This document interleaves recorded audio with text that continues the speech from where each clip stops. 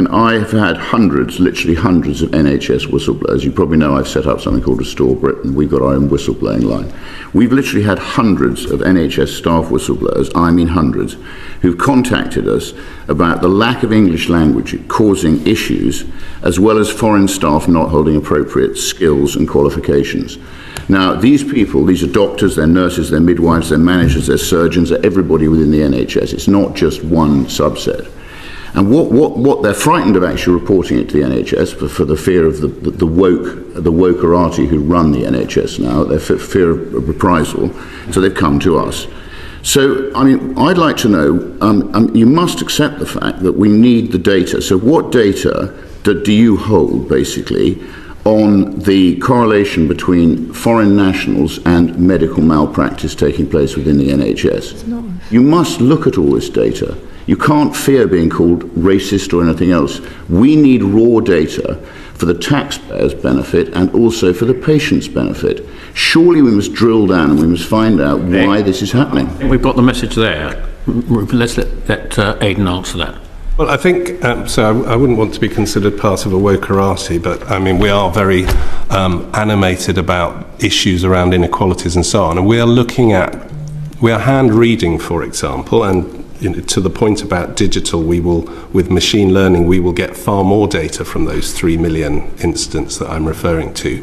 But we are hand reading the death and severe cases, thousands of those a year, and what is not coming out of that is that there is an issue around people who've come from abroad and language and communication. There is undoubtedly communication issues around inequalities in harm, and we know that some groups are affected by harm more, partly because of communication, and communication is undoubtedly important in safety. But what we're not seeing from those reports we're reading is some of the things that you're describing people whistleblowing to. You disagree with these whistleblowers? So I'm not disagreeing with whistleblowers because I haven't spoken to them, and it's important that people feel able to speak up. And one of the things that we are very focused on is that the concept of psychological safety and people being able to step forward and talk to us about these things.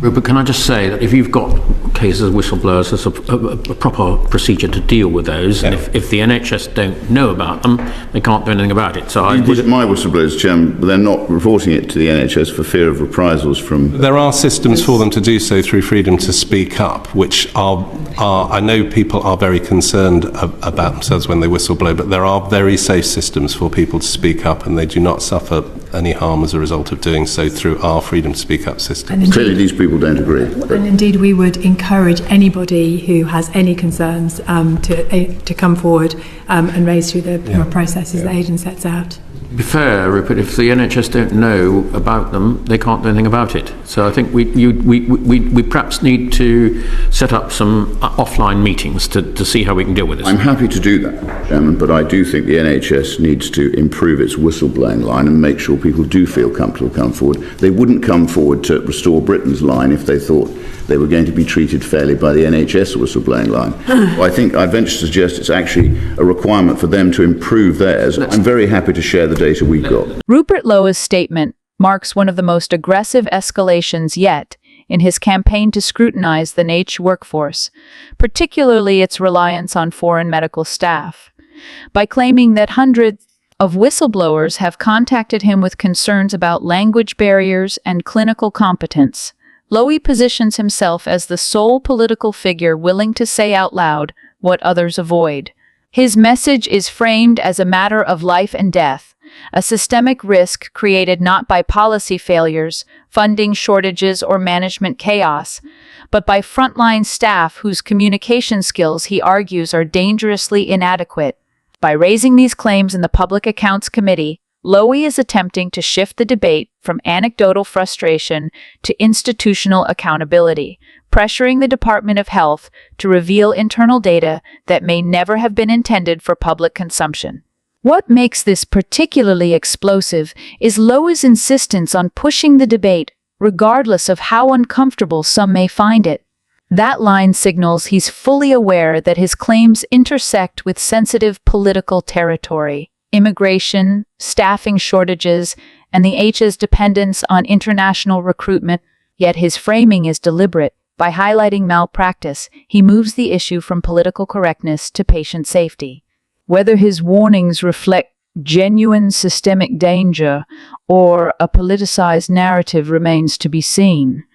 But Lowe has set the stage for a confrontation in Parliament that will force officials to choose between defending the system or exposing its weaknesses, and either outcome will ignite national controversy.